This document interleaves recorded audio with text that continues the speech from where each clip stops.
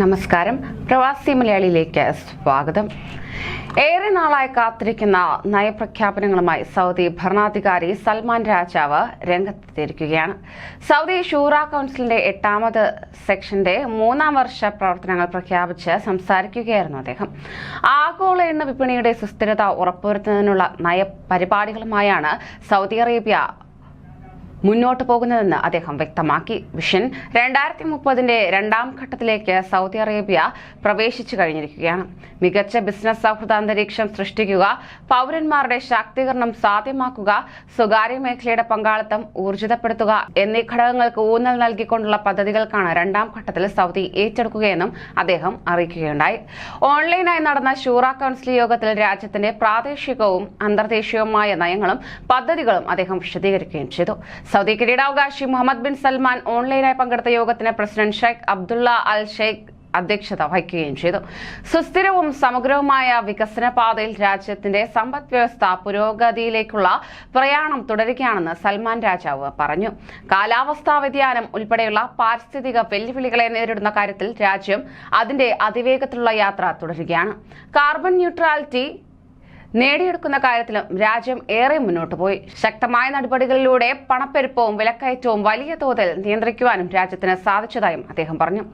മക്കയിലെയും മദീനയിലെയും വിശുദ്ധ ദേവാലയങ്ങളുടെ സംരക്ഷണത്തിന്റെയും വികസനത്തിന്റെയും കാര്യത്തിലും ഇസ്ലാമിന്റെയും മുസ്ലിങ്ങളുടെയും പുരോഗതിയുടെ കാര്യത്തിലും തുടക്കം മുതലേ തങ്ങളുടെ ഉത്തരവാദിത്തം നിർവഹിച്ചു വരുന്ന രാജ്യമാണ് സൗദി അറേബ്യ.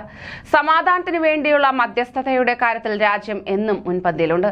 അതുകൊണ്ട് തന്നെ ലോകത്തിനും മാനവികതയ്ക്കും ഒരു പ്രതീക്ഷയായി രാജ്യം തുടരുകയാണെന്നും അദ്ദേഹം പറഞ്ഞു.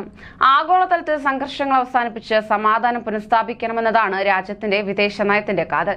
യുക്രൈൻ റഷ്യ യുദ്ധം ഉൾപ്പെടെ അന്താരാഷ്ട്ര പ്രതിസന്ധികൾ അവസാനിപ്പിക്കാൻ സമാധാനത്തിന്റെയും ചർച്ചയുടെയും വഴികൾ തേടണമെന്നും അദ്ദേഹം പറഞ്ഞു. പ്രകൃതി ദുരന്തങ്ങളും മാനുഷിക പ്രതിസന്ധിയും നേരിടുന്ന രാജ്യങ്ങളെയും സഹായം ആവശ്യമുള്ള രാജ്യങ്ങളെയും സഹായിക്കാൻ സൗദി പ്രതിജ്ഞാബദ്ധമാണ്.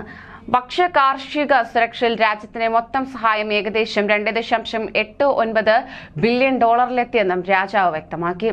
മധ്യപൗരസ്ത്യ മേഖലയുടെ സുരക്ഷയ്ക്കും സ്ഥിരതയ്ക്കും അന്താരാഷ്ട്ര നിയമസാധ്യത പ്രമേയങ്ങൾക്കും അറബ് സമാധാന സംരംഭത്തിനും അനുസൃതമായി പലസ്തീൻ പ്രശ്നത്തിന് ന്യായവും സമഗ്രവുമായ പരിഹാരം കണ്ടെത്താനുള്ള നീക്കങ്ങൾക്ക് വേഗം കൂട്ടണമെന്നും സൽമാൻ രാജാവ് ആവശ്യപ്പെട്ടു.